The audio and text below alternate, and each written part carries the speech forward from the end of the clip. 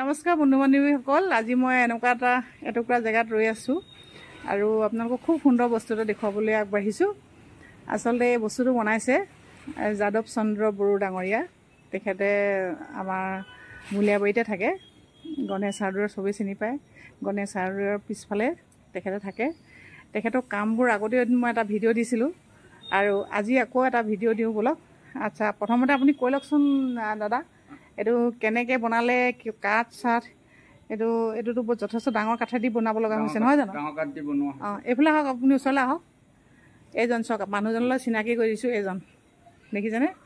ডাঙৰ কাঠ দি বনাব লগা হৈছে। কিমান দিন লাগিছে আপোনাৰ এইখিনি বনাওঁতে?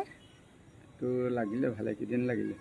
এইকেইখন একেলগতে কাটি মেলি চব চফা কৰি লোৱাৰ পিছত আকৌ গ্ৰুপবোৰ কাটিবলগীয়া হৈছে।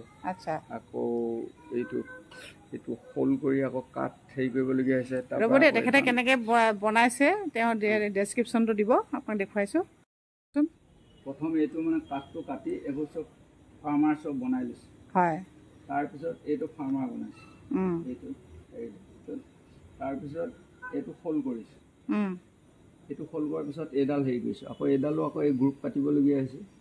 গ্ৰুপ কাটি এইটো বনোৱাৰ পিছত এইটো বনাইছে। এখন কি বস্তু চিনি পাইছেনে আপোনালোকে বা কওকচোন? এইখন হৈছে ঠগা ঠগী বুলিও কয়।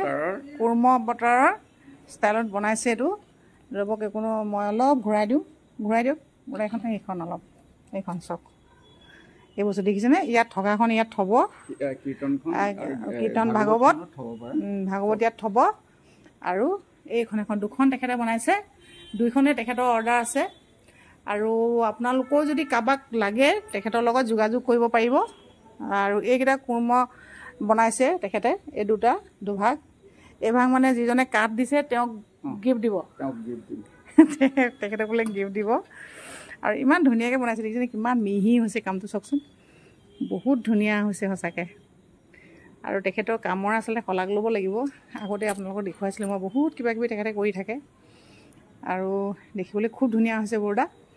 আপুনি কৰি থাকক, শুভেচ্ছা জনাইছোঁ। আৰু নতুন নতুন সৃষ্টি কৰক। আৰু কিবা পৰিকল্পনা আছে নি আপোনাৰ? আৰু নামঘৰত হেৰি ৰংপুৰ নামঘৰত এভাগি দিলোঁ এতিয়া মই হেৰি। আচ্ছা, এই তালি মানে প্ৰসাদৰ ডাঙৰ ডাঙৰ টৌবোৰ তুলি নি তাৰমানে দাঙিবলৈ ট্ৰলি মানে এনেকৈ দাঙি দিব, তাত তুলি আৰু টানি লৈ যাব পাৰে। অঁ, দেখিছেনে কিমান সুন্দৰ বস্তু বনাই আছে তেখেতে? এইবোৰ চব আছে, এইবোৰ একদম মিস্ত্ৰী এজনক যিমান বস্তু দৰকাৰ হয়। আৰু ঢেঁকীটো আপোনাৰ এইখিনিতে দেখিছেনে? সৰু ঢেঁকী এটা। এইটোতো পিঠা পনাও খুন্দিব পাৰি ন? চিৰা চব হেৰি কৰিব খুন্দে নেকি ইয়াত আপুনি? চিৰা এইটো দেখিছে নাই? অঁ, সঁচাকৈ বৰ ধুনীয়া আকৌ। এই ঢেঁকীটো দেখিছেনে? এইটো মানে চিৰা পিন্ধা চব খুন্দিব পাৰে। সান্দহগুৰি বহুত কাম কৰে, ফুল চুলো কিবা কিবি কৰি আছে।